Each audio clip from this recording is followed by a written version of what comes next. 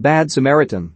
The film opens with a young boy whipping a horse while a girl begs him to stop.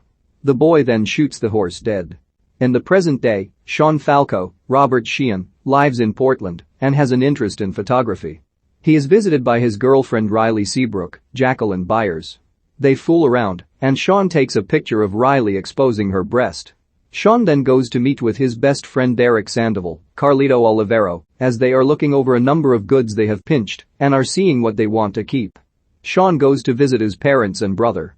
His stepfather Don, Rob Nagle, offers Sean a job working as a professional photographer, but Sean refuses. Sean and Derek work as valets for the restaurant Nino's. When a family comes to the place, Derek takes their car back to their house so he can rob it, only for the family's dog to chase him and force him to drop everything. The next guest is a wealthy man named Cale Ehrenreich, David Tennant, who firmly tells the guys not to screw with his car. Sean takes his car to his house and breaks in. He finds a new black credit card and calls the company to activate it. As he looks around other parts of the house, he goes into Cale's office and sees a checkbook. He takes a picture of the check, but the flash reveals a young woman named Kerry Condon, chained up in the room. Sean is freaked out and he tries to help Katie. He goes to Cale's garage, where he finds his tools, as well as a table, where he has presumably worked on other victims. Sean tries to help Katie, but she warns him that there is a camera in the office that Cale can check. Sure enough, once Cale is done eating, he checks the security cameras on his phone. Sean has no choice but to return to the restaurant with the car. Sean tells Derek what he saw, and he calls the police from a payphone to avoid having them trace it back to him. Sean drives by Cale's house and he hears screaming. The police arrive and speak to Cale, only to see that he is with another woman that he just had sex with. This lets Cale get rid of the cops, but he is clearly suspicious. After Derek arrives, they wait for Cale to leave and they break into his house. They go look for Katie, but find that the office has nobody in it. Cale calls the cops to tell them that someone is breaking into his house, forcing the guys to run. Desperate to save the girl, Sean willingly goes to the police department and admits that he was robbing Cale's place when he found Katie. Detective Wayne Banyan, Tony Dupe, isn't ready to believe Sean due to his priors, but Sean insists that what he saw is legitimate.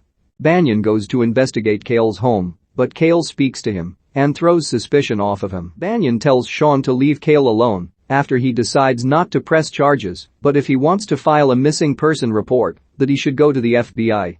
Sean does so and speaks to an FBI agent who will not say any more about the investigation. Cale takes Katie away from his house and drives her to a cabin far away from the city. He puts a shock collar on her to ensure she won't scream. Cale later breaks into Sean's home as he is taking a shower and he steals personal information off of his computer.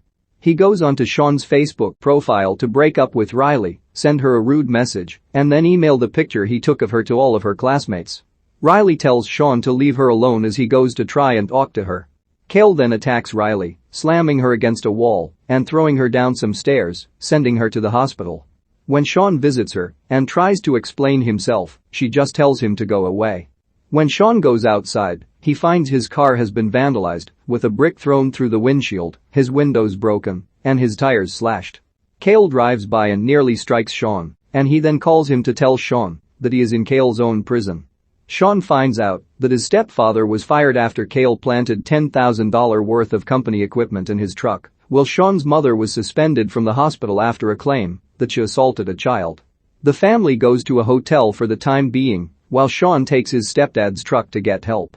Cale corners Derek in his own home after killing his mother and brother.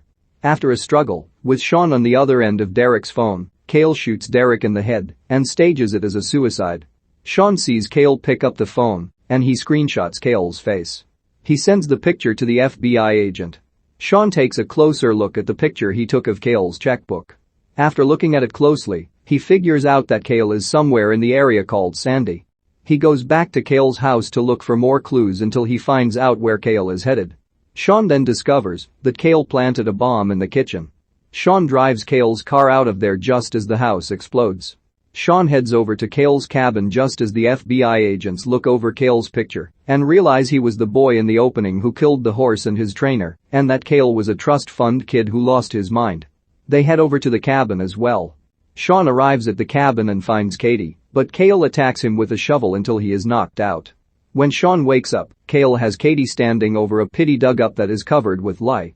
He shoots Katie in the head and goes to kill Sean too, but Katie survived and manages to climb out of the pit and whack Cale with a shovel. They run for it, but Cale chases them with his gun.